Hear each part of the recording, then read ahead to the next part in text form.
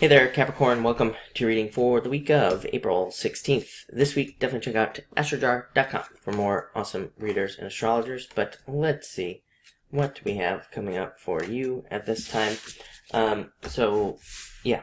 You start with the Five of Clubs. Going on some sort of adventure, probably doing something new in your life that is an adventure. Could be literal. It could be, traveling, something along those lines. Could be starting a new business or starting a new relationship, anything that's adventurous for you. And it's a very good card for taking those types of risks, like adventurous types of risks. I used to call this card Indiana Jones because it's like a card of that. Card of kind of doing risky things to get some sort of treasure or something like that. So definitely a good card for doing those things. Also a great card for making changes at this time. And just looking at your other cards, I think it would be a great time for you to make, any changes to yourself that you want at this time as well. Next, you have the Ace of Hearts.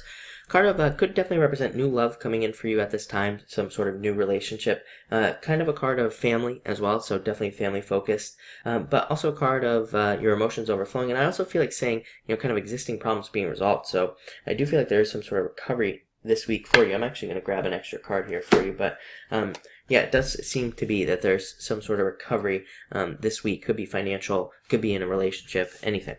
Next, you have the Queen of Spades, doing something where you don't know all the details. This card just says jump. Basically, I always say this is a card jumping into darkness.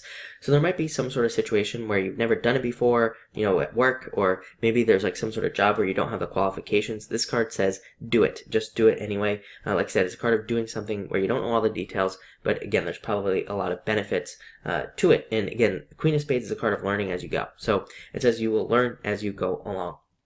Also a great card for gifts from the universe. It's a card that can represent some sort of gift coming in for you based off of something maybe you've done for somebody else, or could just be some sort of karmic gift, which is very nice as well. Next, you have the Jack of Hearts. Could be an admirer, somebody who's interested in you at this time. You have the Ace of Hearts, you have this card, so again, very good for love at this time. So it would be definitely a good time for you to get out there and date and to try to meet new people as well. But this is also a card of kind of being at the beginning of something. So again, you might be at the beginning of some sort of new process, new job, new relationship. And this is a card of just like having a good time, kind of going with the flow and allowing things to happen in that relationship or business or whatever you're doing that's new at this time. Next, you have the King of Spades, card of justice and card of turnaround and energy.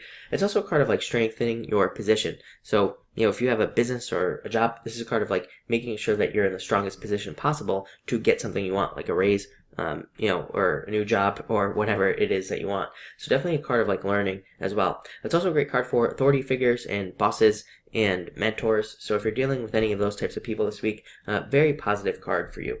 Next, you have the Four of Spades, card of recovery. So again, like I said in the beginning of the reading, again, I feel like there's some sort of recovery coming in for you this week, where you're feeling much better about the way things are kind of working out for you. So I definitely like to see that. Also a great card for taking breaks, going on a walk, meditating, whatever. So great week for doing those types of activities as well. And finally, you have the Seven of Diamonds. Fears about money, but fears that do not exist. So let those fears go for sure.